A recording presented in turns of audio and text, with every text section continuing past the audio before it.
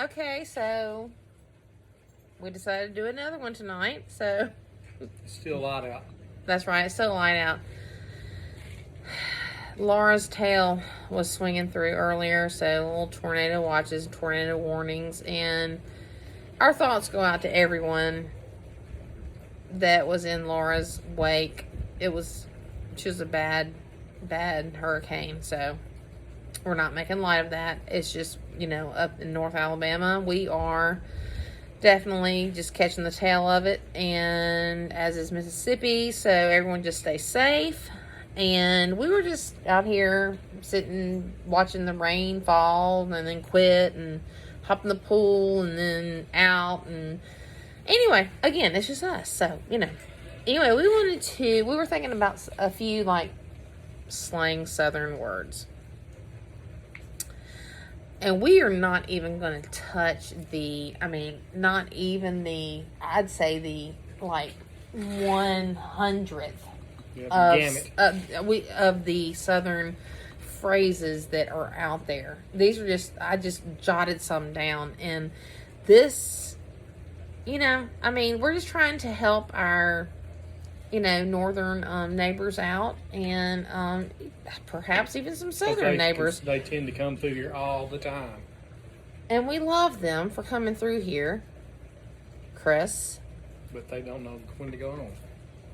That's just rude, and I apologize right now for him. But anyway, there are some that they travel right down I-65. Okay, Birmingham's like a what do you call it? A parking lot.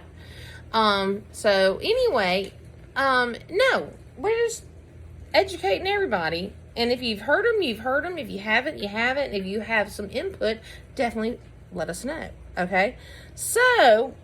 This one I first learned. Okay, so let's back up. Two, I grew up totally in the South. I was born and raised in Baton Rouge, Louisiana until I was 8 years old, 7, and then I moved to South Carolina. Chris, you need to get in the picture back. He's naked now. Half naked, by the way. This is about the nipples. But anyway, this is about words, not about your history narrative. Just I'm just saying. So we are both living in the South. And he grew up in Alabama, Coleman, Alabama.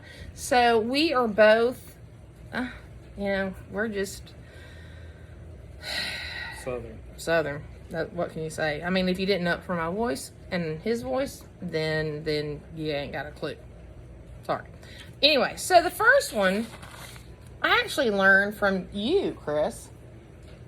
The first time he said, we need to put that far out.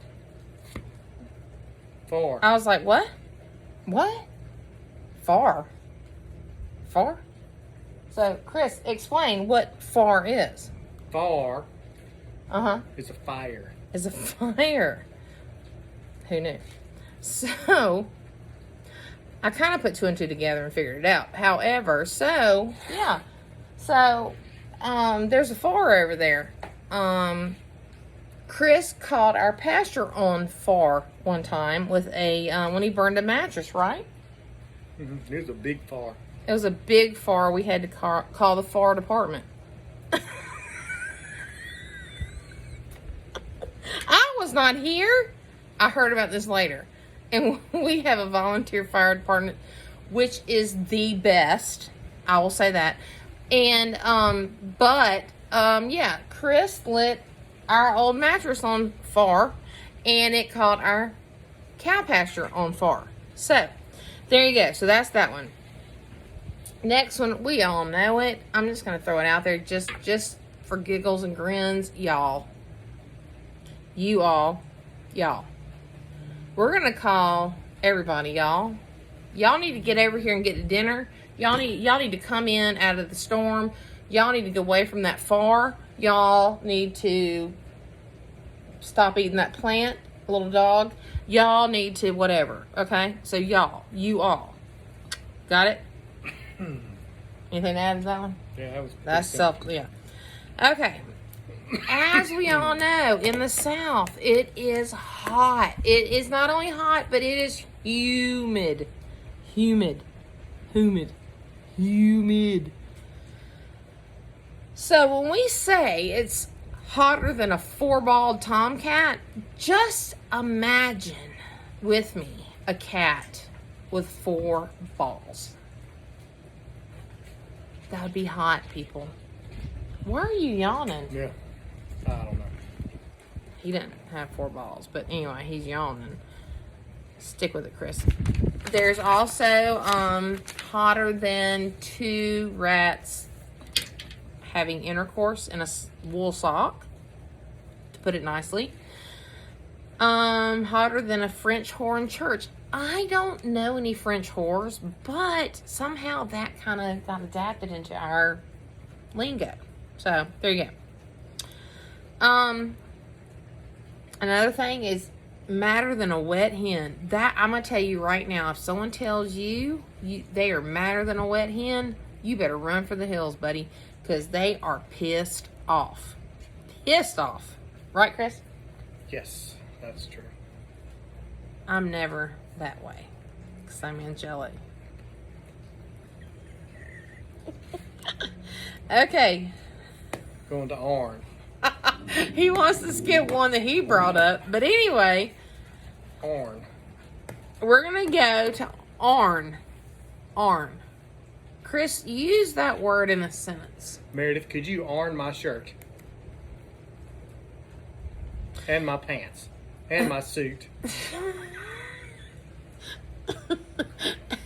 A, I don't iron or Arn, but I send that stuff to the cleaners. So, Arn, guess what, is iron.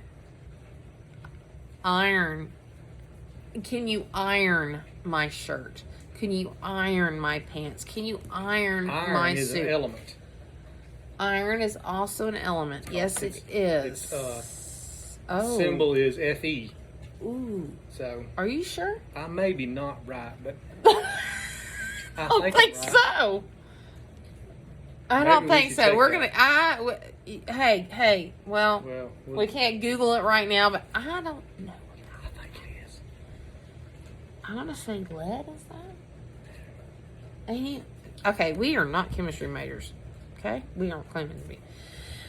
So, okay, this is a big one that gets on Chris's nerves. And I didn't come up with this one, but hose pipe.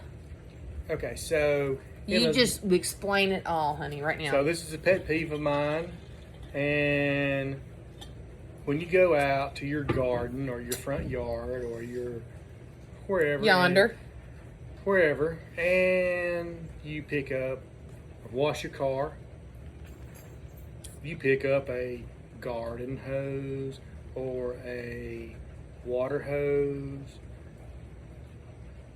turn the water on, and you do what you need to do.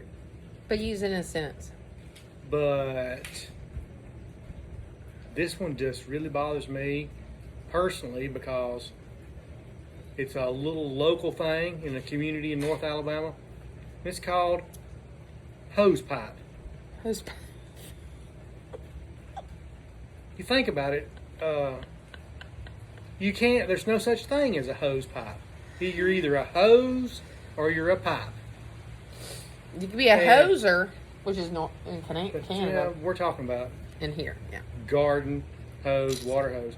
There's no such thing as a hose pipe. It's just impossible to have something hard and something soft at the same time. Well, Flexible. okay, we won't go there, but that's not what we're talking about. But anyway. okay, thank you. All right. So Oh my gosh. if you've ever used the word hose pipe, we need to talk because there's no such thing as a hose pipe. And that's the end of our little That my one. little pet peeve for the night. Okay. All right. So another one is, if you're like just struggling and you're just like, gosh, having a tough time, a lot of times I'm going to say, hang in there like a hair in a biscuit. If you've cooked a biscuit and there's been a hair in there, guess what? That hair ain't coming out. Yeah. Come over in this. Okay. That hair ain't coming out until you're like, that thing. And, it's cooked in. So we need to keep the rest of the list for next time. No, we're not. Yes, you're starting to go on, so we got to keep it less than 10 minutes. Oh, it's 10. Okay, one more. Okay, this is a big one. Especially to people bless your heart. I'm going to tell you what, if a Southern person tells anyone other than the South, bless your heart, they're calling you an idiot. It's just no ifs, ands, buts about it. We're just saying bless your heart and going on, okay?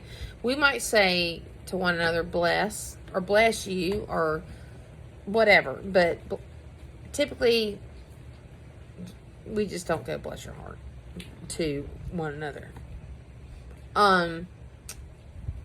Some do, maybe. I might be called out on this, but that's just my perception. So this is take 2 of this day because we've had a pretty productive afternoon.